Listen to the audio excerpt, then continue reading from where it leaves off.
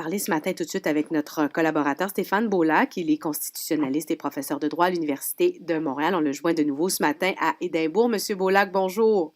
Bonjour, madame, comment allez-vous? Ça va bien vous-même, Monsieur Beaulac? On vous a entendu un peu partout sur toutes les tribunes. Vous n'avez pas dû dormir beaucoup, là, vous? Bon, disons que la nuit a été écourtée, là, mais moi, mon réveil se passe relativement bien, mais je vous prie de me croire que pour une bonne gang que je voyais justement célébrer ou anticiper une victoire du oui ce matin, on va se lever avec, je dirais, non seulement peut-être un mal de cheveux, là, mais un mal dans l'âme, parce que la déception va être amère. Et elle l'est aussi, on imagine, M. Beaulac, pour le premier ministre écossais Alex Salmond, parce que c'était le rêve de toute sa vie. Puis, dans un sens, les sondages de une dizaine de jours, probablement, commençaient à lui faire croire que, mon Dieu, je pourrais y arriver, parce que, rappelons que sur la ligne de départ, lorsqu'il y a eu entente entre Édimbourg et Londres, le taux d'appui était oscillé à l'entour de 35-37 au gros max. Ouais. Alors, il a fait vraiment, la déception est d'autant plus difficile que probablement il voyait l'objectif qui était plus hors d'atteinte, qui commençait à s'amener réaliste. Et là, bon, cela dit, vous les avez soulignés, les résultats en bout de ligne sont quand même très clairement en faveur du non. On parle de plus de 10 Le oui est pas tout à fait à 45 Ouais. Alors, ça va peut-être refroidir les ardeurs. Et on a promis finalement, à plusieurs reprises, mais il a répété, M. Salmond, récemment, que c'était une démarche d'une génération. On n'était pas pour revenir à la charge immédiatement avec un nouveau référendum. Puis en même temps, juste pour analyser encore un peu mieux les résultats, M. Beaulac, dans la circonscription même, sauf erreur de M. Salmond, qui est Aberdeen, ça a voté non. Les deux circonscriptions qui auraient voté oui, Dundee et Glasgow.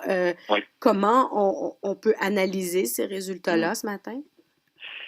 Écoutez, je vais être bien franc avec vous. Je suis pas allé au-delà du résultat global. Je peux juste souligner, mais ça, je suis persuadé que c'est déjà fait dans la couverture de la nouvelle. Aberdeen est la zone où l'industrie pétrolifère des hydrocarbures se trouve. Alors, vraisemblablement, on peut faire un lien sans se tromper avec cet aspect du dossier.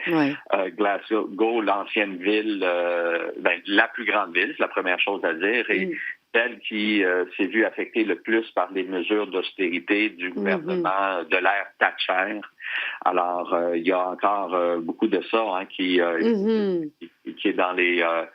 je sais pas, dans le contexte, qui explique probablement que... on avait envie de changement. Ouais. Par ailleurs... est-ce qu'on peut dire que l'Écosse est grande victorieuse parce qu'elle aura plus de pouvoir? Et ça a été clairement exprimé par David Cameron. Est-ce que ça, c'est un gain? Reste à livrer la marchandise. Ça sera ma réaction spontanée, là, parce que dans une certaine mesure, puis c'est pas simple à Westminster, avec un gouvernement de coalition à la tête duquel se trouve Cameron, on joue le dossier écossais dans la game, si vous prêtez l'expression, politique, parce qu'évidemment, on veut se positionner, etc. Il y a eu Front commun. Des libéraux, des travaillistes et des conservateurs dans le dernier droit pour justement promettre solennellement qu'il était pour avoir des changements, etc. Là, il s'agit de voir. On a même rappelé, M. Salmond, évidemment, il n'a pas manqué sa première occasion de rappeler à ses anciens adversaires dans son discours de défaite que l'échéancier, il y tenait, puis c'est un échéancier court. On parle de l'hiver prochain, de mars 2015. Fort probablement que ça va prendre plus de temps que ça, mais en tout cas, ce qui est certain, c'est qu'on ne veut pas perdre la dynamique qu'on a créée, même si on a perdu. On ne veut pas la perdre, on veut que ça se concrétise, que ça se réalise dans des réformes en profondeur. Oui. Il y a entre autres la fiscalité qui serait sans doute transférée à l'Écosse, comme on le sait. Est-ce que la fédération est le modèle de fédération est possible au Royaume-Uni maintenant, M. Beaulac? Oui, mais puis j'aime votre question parce que justement, ça met les choses en perspective, parce qu'on fait beaucoup de parallèles. Là, il va y avoir les membres aspirants, puis il y en avait beaucoup d'autres membres du PQ qui sont venus séjourner ici, qui vont venir au Québec, puis vont dire l'Écosse, il faut suivre l'exemple, etc. Mais il faut quand même contextualiser. Puis une des choses, vous venez de le souligner, c'est que l'Écosse fait partie d'un État unitaire. C'est ça la nuance, ben oui. Délégués, ben c'est ça, ce sont des délégations. Un des modèles, finalement, de décentralisation, c'est celui d'une fédération, comme nous avons au Canada, à vrai dire.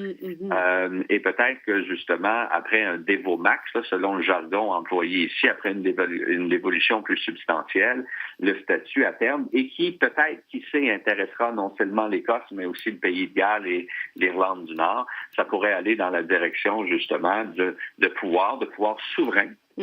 Souvent, il faut inciter au Canada, les provinces, dont la province de Québec, on est souverain à l'intérieur de nos champs de compétences. Peut-être que ça va être le modèle vers lequel va se diriger la Grande-Bretagne. Bien, ce sera très intéressant à suivre d'ici maintenant. Alors, on va vous souhaiter un bon retour ici, M. Beaulac, au Québec. Alors, je rappelle que vous êtes constitutionnaliste et professeur de droit à l'Université de Montréal, spécialiste en droit international. Merci beaucoup d'avoir été avec nous cette semaine, M. Beaulac. Au plaisir, madame. Bonne journée. Au revoir.